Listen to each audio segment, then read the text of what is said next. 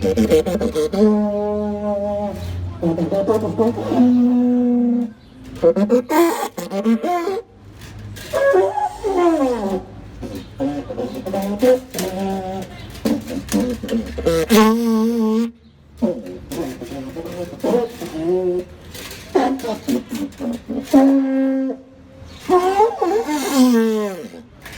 afternoon, and thank you for coming for Story Hour at Book and Puppet Company.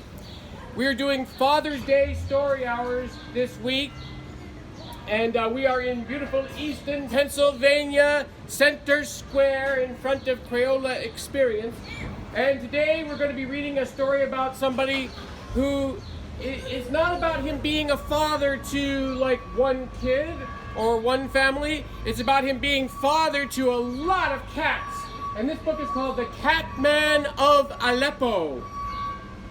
How many cats would you like to have? Would you like to have one cat or two cats? How many cats would you like to have? 3 cats or 5 cats? How about so many cats? The Cat Man of Aleppo by Irene Latham and Karine Shamsibasha, with pictures by Yuko Shimizu. And here are some beautiful birds. I think they are doves of peace, because this book takes place in a country and a city where there is a war. And when there is a war, it's extremely bad for everybody who lives there, including people and including cats too.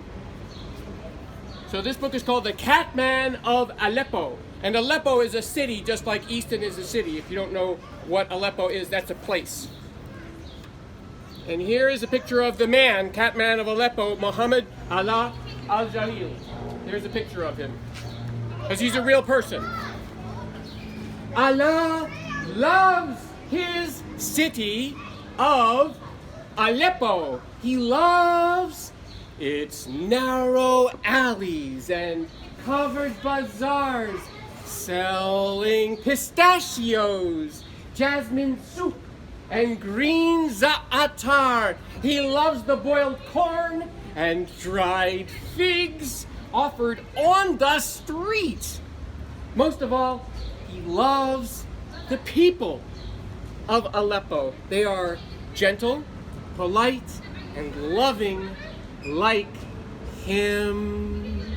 And here is the beautiful city of Aleppo in Syria. Even when war comes to Aleppo, Allah doesn't flee like so many others. He continues his work as an ambulance driver. He swerves through rubbled streets and carries the wounded to safety. He comforts and holds them. Allah has a big heart. And here is a picture of him carrying people who are hurt. And he is going to help them by taking them to a doctor.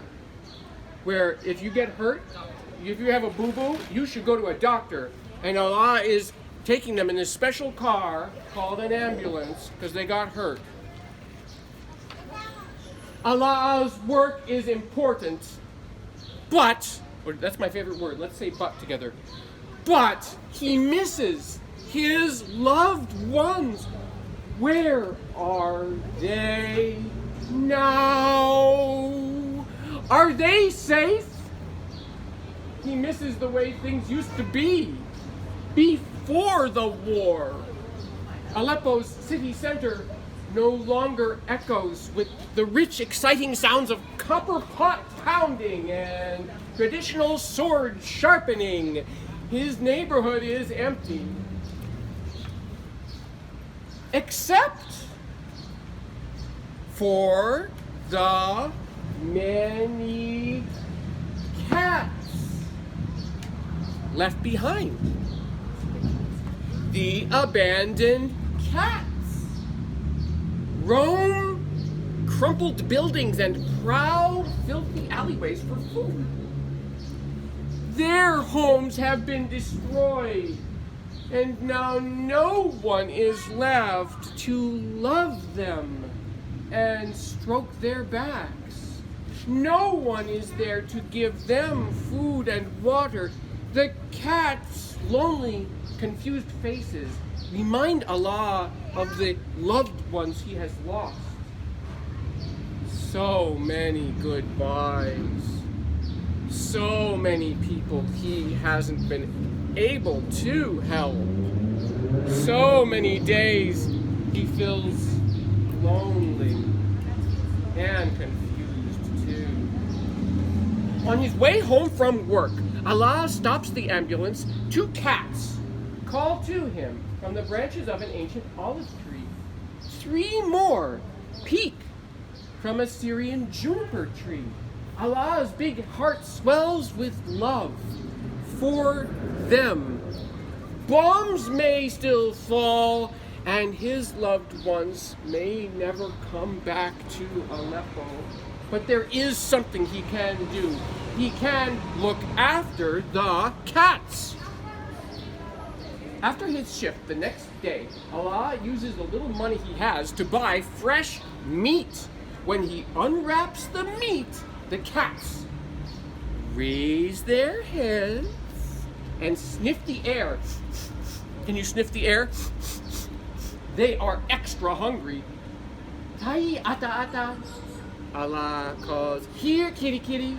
A dozen cats rush towards him, their tails high. He gives them bits of meat and talks softly to them. The cats chew and purr. Purr and chew. Can you purr?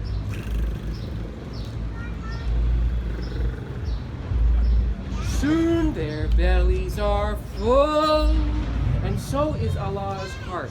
He smiles and pets the cat, and they love him back.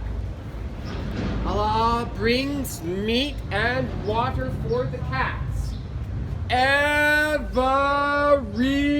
day.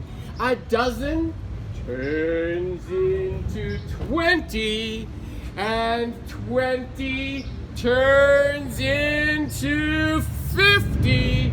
He can no longer take care of the cats alone. I need a place to keep them safe.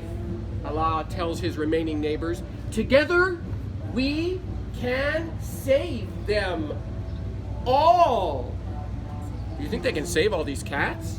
What sound do the cats make? Are you making a cat sound? Meow, meow, meow, meow. That's a lot of cats. This is so many cats in this picture. Word spreads, and there you see he's got his phone. He has his smartphone, and he's telling people on his phone about what he's doing. Word spreads, and volunteers arrive. Donations pour in from many different countries. Everyone wants to help the cats of Aleppo. And here's pictures of everybody that sent a donation from all over the world to help him. Allah collects enough money to buy a building with a shaded courtyard. He names the sanctuary the House of Cats Ernesto, in memory of a friend's beloved cat. Soon, cats are everywhere. Orange cats, striped. Can you say it? Cats. White. Can you say it? Cats. Gray. Cats. And black. Cats.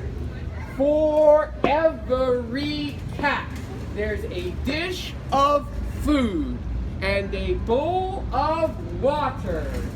Now when people must leave Aleppo, they bring their cats to Allah before they go.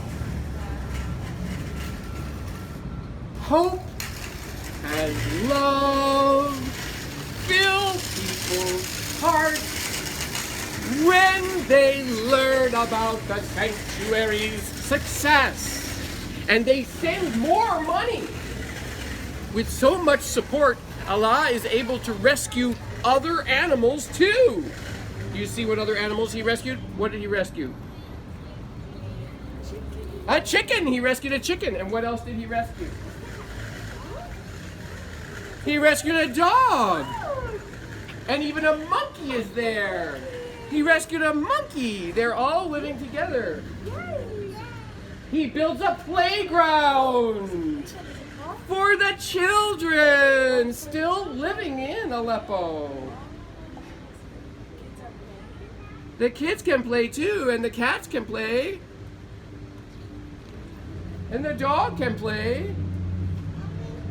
The kids can play too.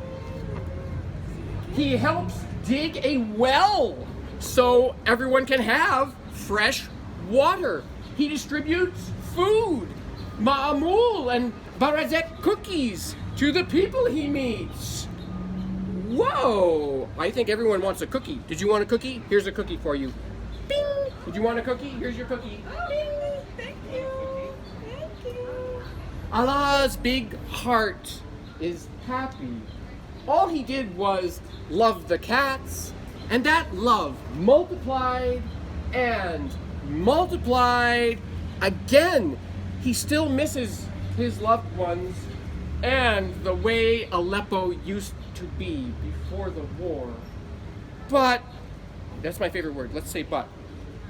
But now Allah is known around the world as the Catman of Aleppo. Allah loves his city of Aleppo. He hopes one day soon its bazaars selling pistachios and jasmine soap will return. And he can enjoy eating boiled corn and dried figs. Meanwhile, he loves the sanctuary's courtyard filled with fat, sleepy-eyed cats. There's no place he'd rather be. And there he is with the cats on his shoulders. And thank you for coming for Story Hour. This is a true story, and if you get this book, we're selling it for 20% off. If you click the link in the Facebook comments, you can learn more about the Catman of Aleppo, because there's actually a lot of information about him in this book. And so, The Catman of Aleppo by Irene Latham and Karim Shamsi Basha, with pictures by Yuko Shimizu. And thank you for coming for Story Hour. Bye!